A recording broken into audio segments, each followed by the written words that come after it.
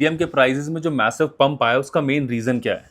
बेटा उसका main reason है 19 अगस्त की वो हाई प्रोफाइल मीटिंग जो वाइट हाउस में हुई थी, जिसमें अमेरिकन फाइनेंशियल सिस्टम के सभी बड़े दिग्गज, टॉप गवर्नमेंट ऑफिशियल्स ट्रंप के साथ एक ही छत के नीचे थे। अब अमेरिका के क्रिप्टो लैंडस्केप में बहुत सालों से एक दिक्कत चली आ रही है। वहाँ पे दो टॉप फेडरल एजेंसीज हैं, एसईसी और सीएफटीसी, और दोनों के बीच में एक टर्फ वार चला जा रहा है कि क्रिप्टो को कौन रेगुलेट करेगा। इसी एम्बिग्यूटी को दूर करने के लिए क्लियरिटी एक्ट लाया गया था, लेकिन अमेरिकन कांग्रेस उसको पास नहीं कर रही है।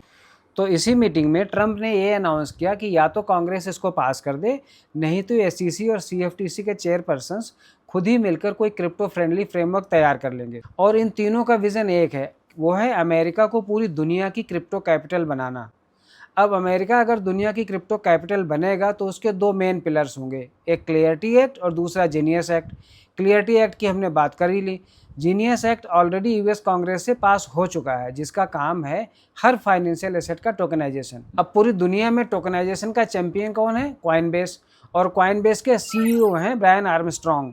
उन्होंने ट्रंप के बगल में खड़े होकर उसी मीटिंग में एक्सप्लेन किया कि टोकनाइजेशन अमेरिका के लिए इतना इंपॉर्टेंट क्यों है, और उसके बिना अमेरिका कैसे अपने डेट को ना तो कम कर सकता है, ना ही अपने फाइनेंशियल सिस्टम को एफिशिएंट बना सकता है। तो क्लियरिटी एक्ट का पास होना अमेरिका के लिए कोई शौक नहीं है, बल्कि उसकी एक ज़रूरत है।